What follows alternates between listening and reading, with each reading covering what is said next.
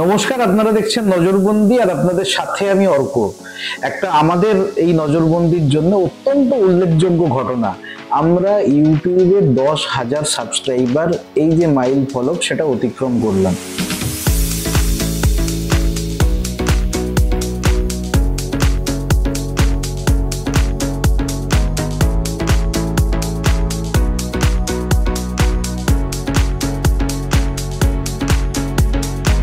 অনেকে বলবেন 10,000 সাবস্ক্রাইবার এমন বড় কিছু বিষয় নয় যেটা নিয়ে ভিডিও করার মতো, কিন্তু আমাদের কাছে এটা অত্যন্ত বড় বিষয়। কারণ নজরবন্দি 2016 থেকে 2024 8 বছর একটা অনলাইনের নিউজ প্ল্যাটফর্ম, খুব ভালোভাবে চলেছে, কয়েক লক্ষ পাঠক আমাদের। কিন্তু যে জায়গাটা আমরা কখনো হাত দিইনি সেটা হচ্ছে ইউটিউব।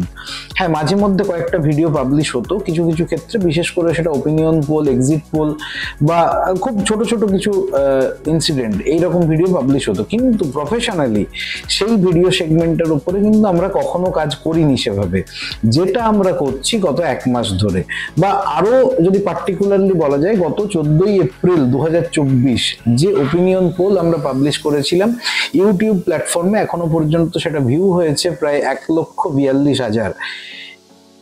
এই ভিউটা হওয়ার পর থেকে কোথাও একটা উদ্যম জাগে যে না, ইউটিউবটা হয়তো মানুষ নিচ্ছে না আমাদের কাছে, বা আমাদের যে খবরাখবর আমরা যেগুলো পাবলিশ করছি, আমরা যে খবর আপনাদের দেখাচ্ছি, শোনাচ্ছি, সেটা যদি একটা ভিডিও প্ল্যাটফর্মে পাবলিশ করা যায় কেমন হয়। সেই চেষ্টাটা শুরু হয়েছিল ওই 14ই এপ্রিল। প্রথমবার নজরবন্দির জনমত সমীক্ষা প্রকাশ হওয়ার পর একটা উল্লেখযোগ্য ঘটনা এর মধ্যে ঘটে গিয়েছিল। এই বছরের একদম শুরুতে নজরবন্দির যে ফেসবুক পেজ, যেখানে প্রায় 1,31,000 ফলোয়ার্স রয়েছে, সেই পেজটাকে হ্যাক করা হয়। এবং প্রথমে দেখা যায় সেটা পাকিস্তানি হ্যাকাররা হ্যাক করেছে, তারপরে ভিপিএন চেঞ্জ হয়।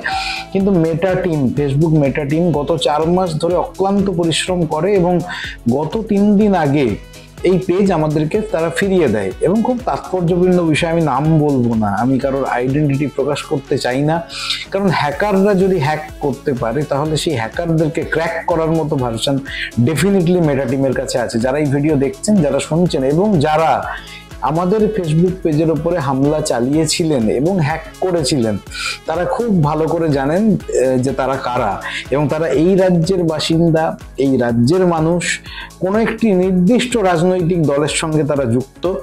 আমি নাম বলবো না কারো। হ্যাঁ, অনেকে সেই দল থেকে অনেকে আমাকে ইনফর্ম করেছিলেন যখন হ্যাক হয়েছিল তারপরেই। এবং যেদিন, আপনারা বিশ্বাস করবেন কিনা জানি না, আমি একদম কল রেকর্ডস ধরে দেখাতে পারি যে গত 4 দিন আগে যখন ফেসবুক পেজ আমাদের রিকভারি হয়েছে, বা আমাদের কাছে ফেসবুক থেকে একটা মেল এলো যে আপনার পেজটা আবার ফিরিয়ে দেওয়া হয়েছে, সেই রাত্রে কোনো পোস্ট বা কোথাও আমরা জানাইনি যে পেজটা আমরা রিটার্ন পেয়েছি। সকাল 8টার সময় একজনের ফোন আসে আমার কাছে।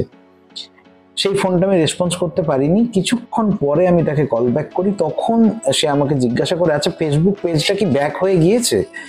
হ্যাঁ, হয়ে গিয়েছে। বলছে যারা এটা করেছিল তারা খুব তোমাকে নিয়ে কিছু কথা বলছে, যে এইবারটা বাঁচিয়ে নিল, পরের বার আবার দেখা যাবে।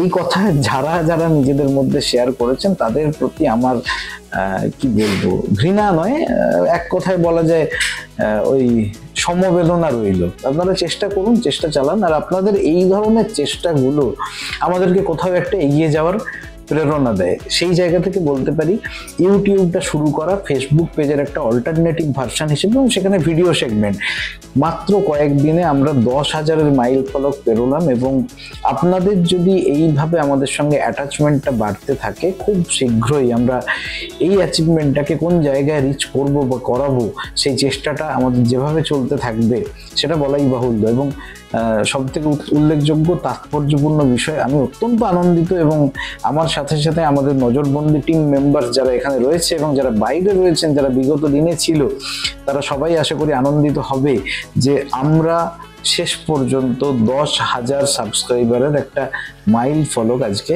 পেরিয়ে গেলাম। ধন্যবাদ, ভালো থাকুন, আর অবশ্যই নজরে রাখুন নজরবন্দি।